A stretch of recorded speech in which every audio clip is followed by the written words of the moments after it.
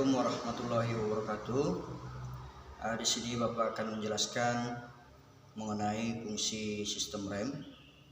Yang kedua, mengenai tentang jenis-jenis sistem rem pada sebuah kendaraan. Yang ketiga, mengenai tentang prinsip kerja sistem rem. Yang pertama, fungsi sistem rem pada sebuah kendaraan adalah berfungsi sebagai untuk mengurangi, memperlambat, dan menghentikan laju kendaraan.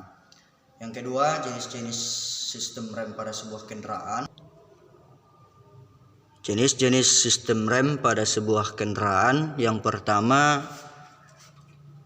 disc brake, yaitu rem cakram atau rem piringan. Ini dia. Yang kedua,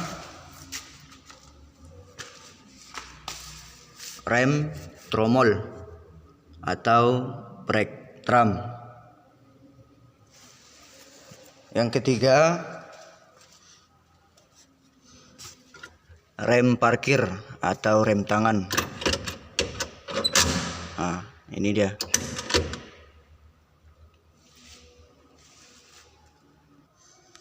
Selanjutnya, prinsip kerja sistem rem. Yang pertama, rem cakram. Prinsip kerja rem cakram adalah pada saat si pengemudi menginjak pedal rem, maka push rod akan mendorong piston yang berada di master silinder. Nah, di dalam sebuah master silinder terdapat dia tangki reservoir atau tempat fluida minyak rem. Ini tangki reservoir. Nah, selanjutnya setelah push rod mendorong piston yang berada di master silinder, maka piston akan mendorong minyak fluida atau minyak rem menuju ke pipa atau selang.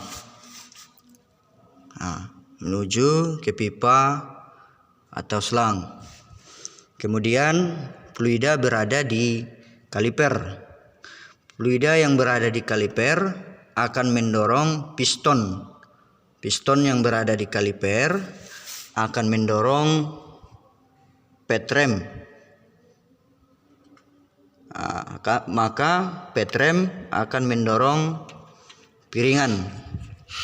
Nah, ini dia piringan.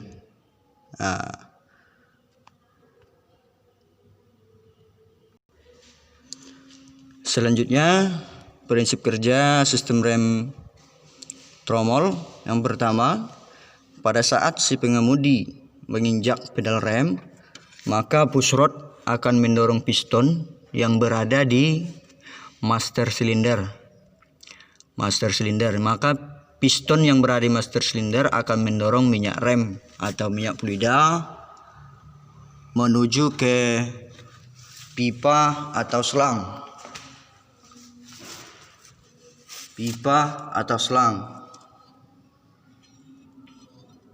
Ini pipanya.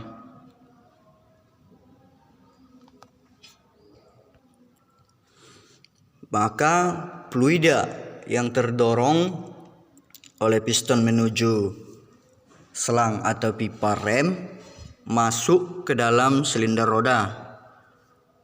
Nah, di sini ini. Di dalam silinder roda juga terdapat sebuah piston. Nah, fluida akan mendorong piston yang berada di silinder roda, maka piston yang berada di silinder roda akan mendorong sepatu rem. Ini sepatu rem. Ini kampas rem. Piston yang berada di silinder roda akan mendorong sepatu rem. Kemudian sepatu rem bersamaan dengan kampas rem akan mendorong tromol rem.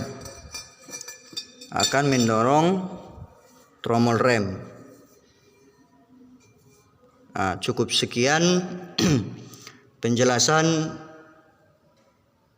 yang pertama yang Bapak jelaskan tadi fungsi sistem rem, yang kedua jenis-jenis sistem rem, dan yang ketiga mengenai prinsip kerja sistem rem cakram dan sistem rem tromol. Untuk materi selanjutnya rem parkir dan pengenalan komponen-komponen beserta fungsi sistem rem. Wabillahi taufiq wal hidayah. Assalamualaikum warahmatullahi wabarakatuh.